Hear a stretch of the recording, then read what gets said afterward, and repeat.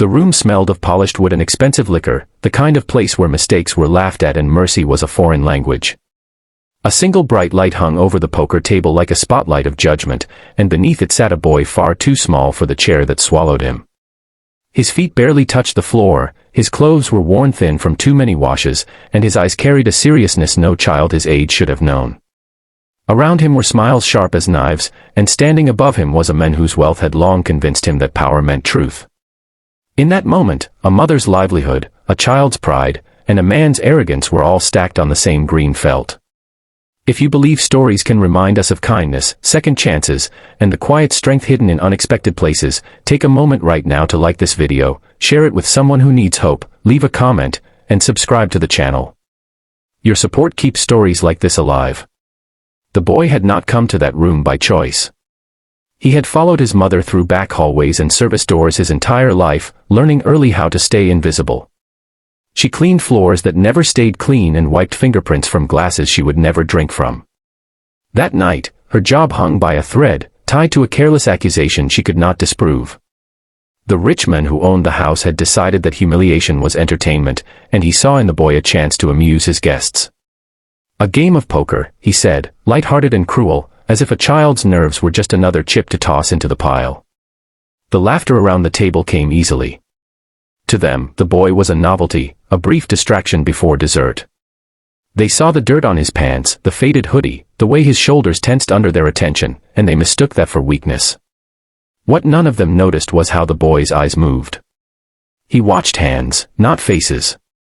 He counted chips without moving his lips. He noticed pauses in breathing, the slight tremble before a bluff, the confidence that came a second too late. His mother had never taught him cards, but life had taught him patterns, and survival had taught him patience. The first hand passed with smiles and indulgent grins as the boy folded early, letting the adults enjoy their sense of superiority.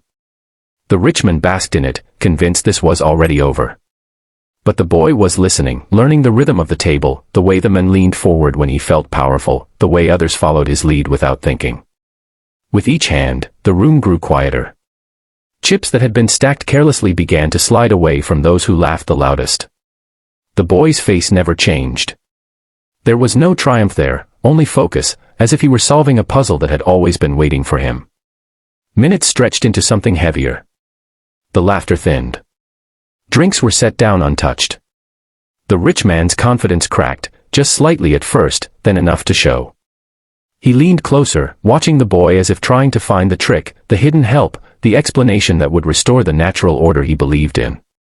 But there was none.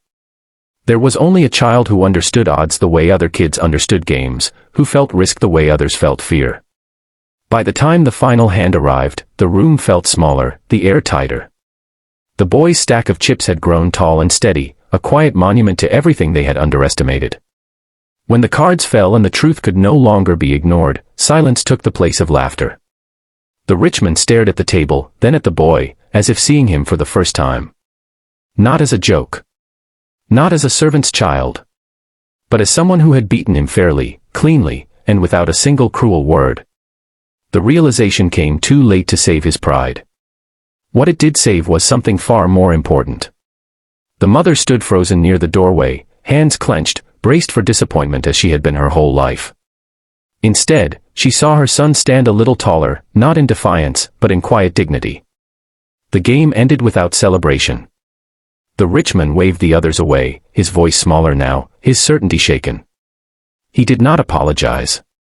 Men like him rarely did. But he kept his word. The job was safe. More than that, something shifted. An envelope appeared later, thick with opportunity, not charity, but a door cracked open where there had once been a wall. That night, the boy left the mansion the same way he had entered, through the side door, under the same sky.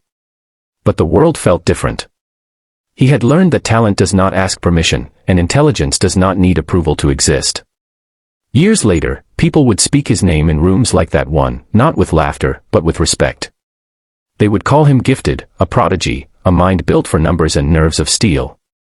Few would know the real beginning of his story, or the cost paid by a mother who scrubbed floors so her son could sit at a table and be seen.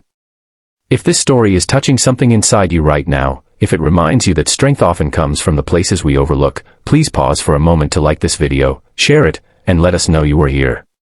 Your engagement tells us these stories matter. Before this story ends, we have one special request. Please comment below with a single word that describes how this story made you feel. The rich man realized too late that genius does not wear expensive suits or announce itself with confidence. Sometimes it sits quietly in an oversized chair, waiting for the world to underestimate it one last time.